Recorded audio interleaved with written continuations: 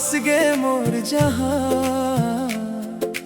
बांसुरी गूंजे हवा गुनगुनाए, आज फिर तोर याद मोला बुलाए।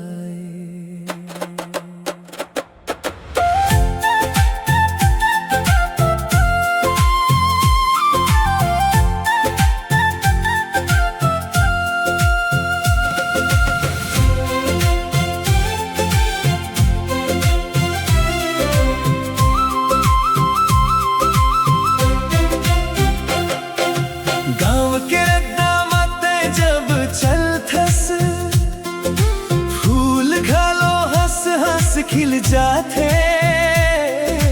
पीपर छैया नदी किनारा, तोर संग सपना सज जाते।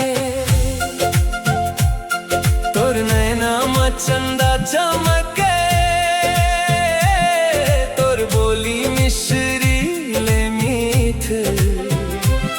मोर हर धड़कन कही थे धीरे, तैंच मोर सबसे बड़े प्रीत। दुनिया बदल जावे चाहे मोर माया नहीं बदले, हाथ में हाथ धर के चलबो सपना हर पूरा हो जावे। तोर हंसी में मोर संसार बस गे, तोर नैना में मोर सपना सज गे।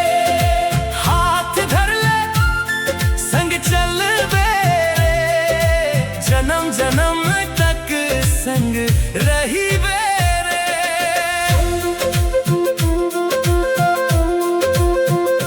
तोर बिना मोला कुछो नहीं भावे, दिन होवे चाहे अंधियार छावे।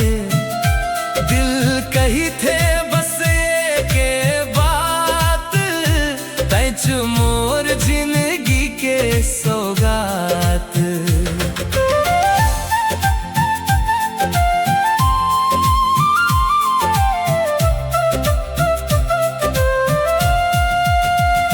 सावन बरसे भींजे रत्ता, तोर संग चलना भल लागे।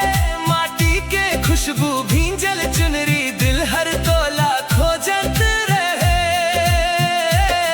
कोयल गाथे आम के डारा, सुन के मन मुस्काए जाए। तोर संग बिताए हर पल सोना ले घलो अनमोल लगाए। जत का सपना देखे हम सब मातेच नजर आवस, रात अंधियार होवे तब हो दिल में उजियारा बन जावस। तोर हंसी में मोर संसार बस गे, तोर नैना में मोर सपना सज गे। हाथ धर ले संग चल बेरे, जन्म जन्म तक संग रही बेरे।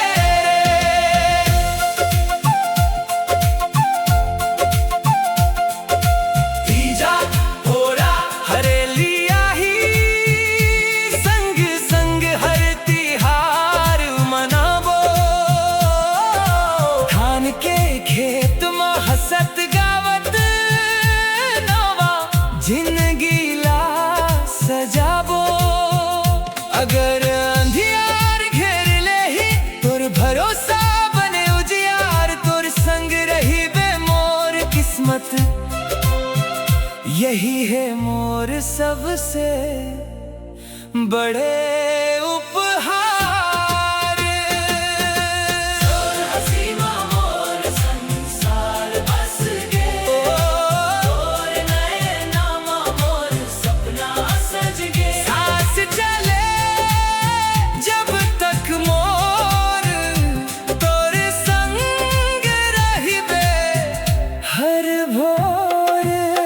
तोर बिना दुनिया अधूरी, तोर संग जिंदगी पूरी। रब लेके मोर दुआ, तोर संग बीते हर घर